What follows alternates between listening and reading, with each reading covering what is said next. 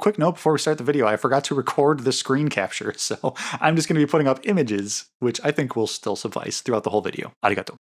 Hello everybody, welcome back to the channel. Cepi the Nomad here. You are watching Cepi the Nomad. I am Cepi the Nomad. How many times am I going to say Cepi the Nomad? At least once more, as always. So we are going to be checking out Hiya's Exquisite Basic, I'm just going to stop saying that, Godzilla vs. King Ghidorah, Mecha King Ghidorah action figure. So let's check this out. Also, guys, really quickly, before we jump into this, stick around to the end of the video. I'm going to do a little bit of an explanation video of the absolutely wild nonsense that has been going on in my life for the past 6 months and explain to you all where my reviews are coming. But I feel like I owe you guys, my wonderful community here, a little bit of an explanation on that. So stick around to the end of the video for that. So let's check this out here. Hiya is now continuing their non-Monsterverse line, and they are going to be doing this big fella right here, which I am very excited I'm very excited about because this is one of my favorite Godzilla villains in the Heisei series. I absolutely love Mecha King Ghidorah, the latest item of original classic Godzilla.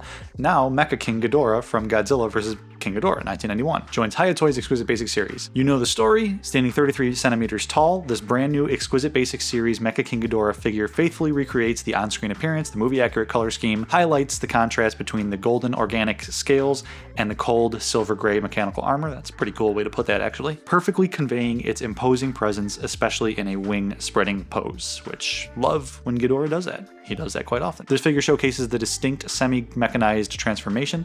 Its mechanical head, armed with devastating laser cannons, burns with a savage razor-sharp glare. Love that. Wings have evolved into colossal metal constructs, delivering unmatched aerial dominance and ironclad defense. From the texture of the biological elements, okay, so they're using fancy, cool words. I like the descriptions of these figures. 120 USD, that's actually not bad.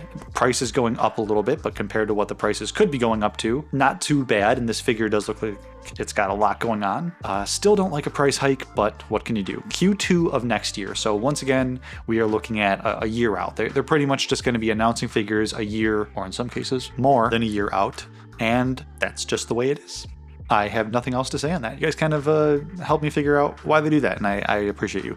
The Godzilla figure is open for pre-orders in global regions excluding Japan. Pictures for references only. Okay, blah, blah, blah. So this is subject to change, like always. However, looking at this is fantastic. I recently watched Shin Rabjira's review of the regular Heisei King Ghidorah, and I am very impressed with that figure. It's a little chunky, but Ghidorah is. I think the proportions are slightly off, but it's not too bad. Overall, a fantastic figure, respectively. This figure is, in my opinion, the cooler version of King Ghidorah from the Heisei era. You can debate that in the comments if you want. I typically don't like mechanized things more than organic monsters, but Mecha King Ghidorah just does it for me, baby. Okay, so we are looking here at the metal head, a lot of the wiring going to the necks. This is obviously after he was like, you know the story.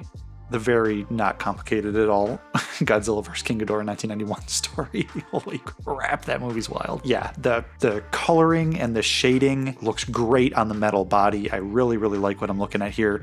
This texture looks like it's going to be so fun to run your fingies on. Don't take that out of context. Yeah, that looks fantastic. I really like the wing texture. Got a little bit of his tail, his little rattlesnake shaker tail mechanical version going on in the background there. And we have a clear look at this is a little bit brighter of an image, so we have a clear look at the paint on the actual King Ghidorah. It looks nice and gold and shiny, and that's what I like to see with Ghidorah. I like gold and shiny Ghidorah. I also am on record saying that I like, more organic looking Ghidorah from the Monsterverse, but when we're talking Heisei, when we're talking the classic, I like gold shiny Ghidorah.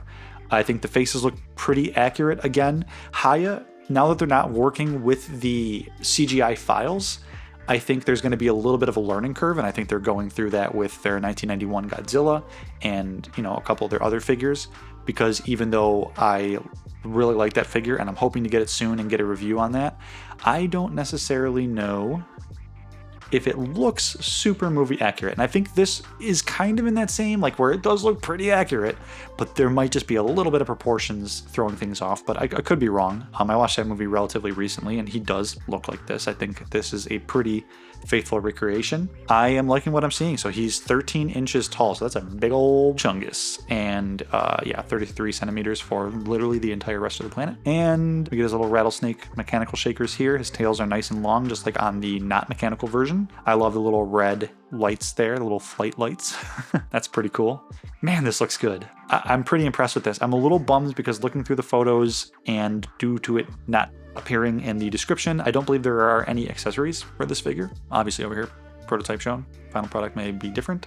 We love that about Hiya, that they can take feedback and implement it relatively quickly. It's not super quick, but compared to how long we've had to wait for revisions from some companies, not too bad. Yeah, the mechanical head looks sweet. I really, really like that mechanical head. I think they did a bang-up job, as Nigel Thornberry would probably say. Yeah, closer look at the head here.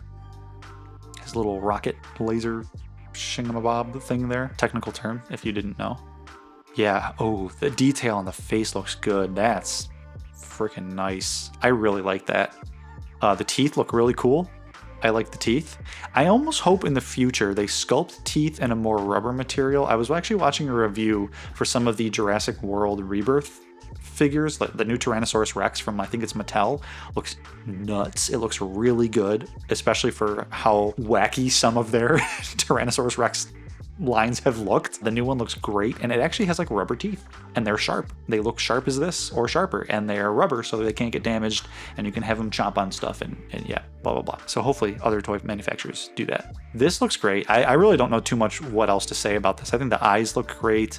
I think the mechanical head looks great. I think all the mechanical parts, and especially the paint job, the shading, the texturing of the mechanical body, the metal parts, like at least to my eye, maybe there's a little bit of photography trickery here, but that looks like metal to me. I know it's not going to be metal. We're not going to be doing no cold touch Jabba the Hong tests to see if it's really cast iron metal or not. I don't think it is. I can almost guarantee that, but it looks like it.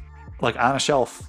First of all, this guy is going to hog up your shelf, so get a whole new one ready because this chungus is coming. Yeah, let me know what you guys think about this. Now, really quickly, I just want to explain a little bit about what's been going on in my life and the channel, because I genuinely feel awful for not uploading as much as I want to upload, and hopefully this explanation can kind of allow me a little bit of grace, and then we can get back to making the video. So really quickly, earlier on in the year, I was laid off from my job.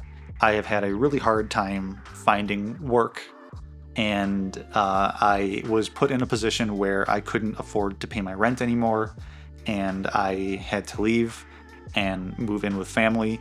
And that's kind of rough, especially at my age. I'm a little bit older than probably some of you guys think. I'm in my mid-30s, and that's, you know, I love my family. I'm grateful for the chance to do that. But yeah, that's a little bit of a weird transition. It's a little rough, and it's also happened in such a strange, like as this kind of stuff always happens, it could not have happened at a worse time, essentially. But there is a silver lining that I am going to get to, and I think it's actually pretty exciting, and I hope it's exciting for you guys as well. So we will get to that. A little bit of caveat with that, and I will just give you a little hint here, excluding Japan. Anyways, moving on, we'll get to that in a second. But here's the thing. I'm trying to be a little bit vague. There's nothing all that dramatic about it, and there's no one else really involved. It's just kind of like this all happened to me. Things have been kind of rough, and I appreciate your guys' patience on the uploads, but now I'm a little bit more settled, and I will have to go through one more move, and this is the exciting part. I got a job in Japan, so I'm going to be moving to Japan pretty soon. I'm not going to say what the job is or anything. You guys can probably actually guess. The point is to kind of go over there, get my footing, and do some media stuff and work on my YouTube channels, because I really just want to work for myself.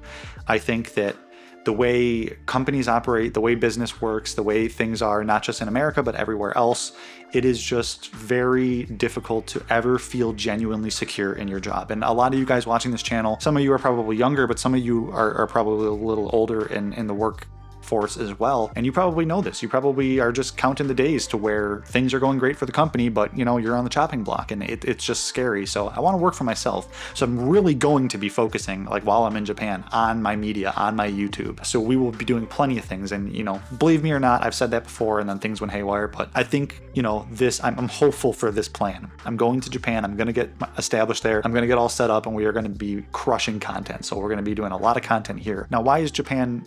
First of all, let's go into the slight negative about it. Why is Japan not a great idea? Well, it's going to be harder to get Hiya Toys figures here, which is kind of becoming the bulk of what my channel is, although there probably are going to be ways to get Hiya Toys shipped to Japan. Maybe it has to be like a third-party seller, kind of like Zen Market or something like that, but like reverse Zen Market. I don't know. We'll see. I'll find a way to get them. However, I also do, you know, SH Monsterarts, SH Figuarts and stuff on the channel, and I, some of you guys seem to like that stuff too, so that's going to be coming in droves as well.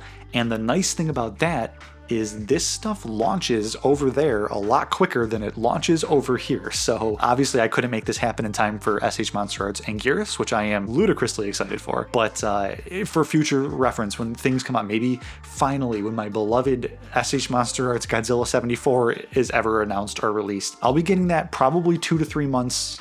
Yeah, probably 2 to 3 months sooner than like other reviewers and things like that, because I will just be living in Japan. Like if you guys watch a great creator, Rockchala, absolutely love him. He lives in Japan, and you'll actually see him review SH Monsterarts and Figuarts figures and others sooner, because he can just walk to a store and pick them up, which will soon be my life, which is pretty cool. So there is exciting things. Like this year has been rough, but it has kind of really set my mind in place to do what I've always wanted to do and move to Japan. So I'm making that happen. This is going to be beneficial for the channel, hopefully beneficial for your viewing habits and things like that. And yeah, I'm just really excited about it. So thank you for listening to that ramble. I'm trying not to make it too dramatic or anything, but that's the way this year unfolded. But there's a silver lining, and I'm looking forward, and I think it's going to be really good for the channel. So hopefully you guys stuck around till the end. If you did, you're real ones. And yeah, I will forgot how to end videos. It's been so long. Oh, really quickly, before I end the video, check out my other channel. I also do a Nintendo channel, Nomad Games. I picked up my Nintendo Switch, and I have a lot of things to say about it. Mostly good. I got Mario Kart World, and I'm going to be picking up Donkey Kong Bonanza, so plenty of content going on over there, so check out that channel as well. Let me know what you think about this big chungus in the comment section down below. I look forward to hearing your thoughts. Sayonara.